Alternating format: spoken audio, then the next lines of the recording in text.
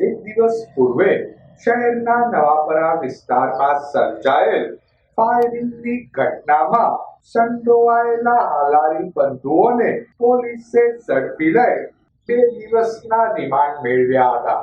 5 દિવસ પૂર્વે શહેરના નવાપરા વિસ્તારમાં વલ્લી હાલારી ગેંગના માણસોએ એક યુવાન પર 2 રાઉન્ડ ફાયરિંગ કર્યું હતું.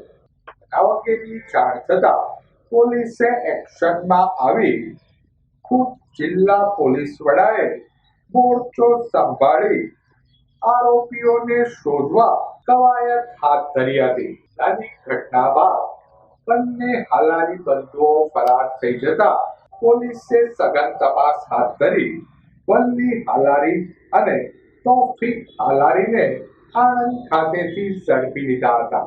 ઝડપાયેલા બંને શખ્સોને કોર્ટમાં રજૂ કરતા કોર્ટે 2 દિવસના રિમાન્ડ મંજૂર કર્યા હતા.